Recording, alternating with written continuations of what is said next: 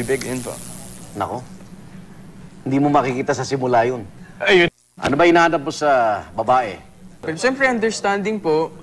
Tapos, basta naiintindihan po yung trabaho ko. And, mabait, maalaga. Okay na po sa akin. Okay na yun. Bonus na po siguro kung maganda at sexy. Ano naman ang ayaw mo sa isang babae? Ayoko po na masyadong maarte. Saka yung, yung bad hygiene, number 1. Ay, mabantot. Ganun, natalak. Madaldal. Maraming pag nagalit, pa. Parang armalite yung bibig, yun po. Nako. Welcome back, mga kaaldab. Itong video na to ay talagang napakabata pa po ni Alden Richards. Siguro mga kumbaga, hindi ko alam mga kaaldab kung gaano katagal na to. Pero wala pang aldab. Gaya nga po ng sinasabi ko mga kaaldab, dami pong mga bali-balita ngayon na kumakalat po sa social media. Hati ang opinyon ng mga ilang netizen, di po ba? Na kung saan nakita naman po natin lahat ng sinabi ni Arnold Clavio. Si Mengay po talaga ang pinaka the best. Kung matatandaan nyo yung interview ni Arnold Clavio, nagkaroon to ng part 2. Kasama na nga po niya doon si Maine Polkerson, yung mga interview na yon. Pero syempre wala na yon, matagal na yan, di natin alam kung gumagana pa siya sa YouTube o baka dinilit na ng GMA Network.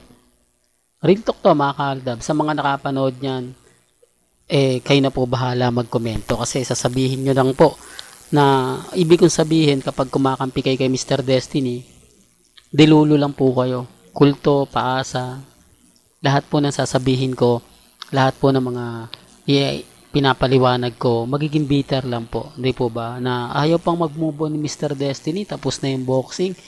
Dapat mag-move on ka na, Mr. Destiny. Hindi po ba? Okay lang naman po yun. Hindi naman po ako namimilit eh. Basta ako, masaya po ako sa mga nakikita ninyo, napapanood ninyo. Di po ba? Relax lang, kampante ka lang.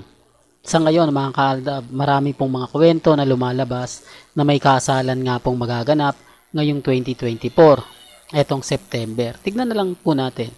Di po ba? Mahirap po talagang magsalita ako rito ng kumbaga wala tayong ebidensya at resibo. Kasi magiging kulto channel na naman tayo. Sila kahit wala po silang resibo, kahit wala po silang ebidensya, okay lang, normal lang po. Yan ang masakit po na katotohanan.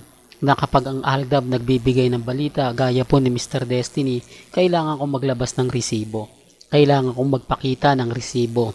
Pero sila, salita lang, pwede na. Salita lang, malaking ebidensya na raw po yun. Pero wala naman po, di po ba?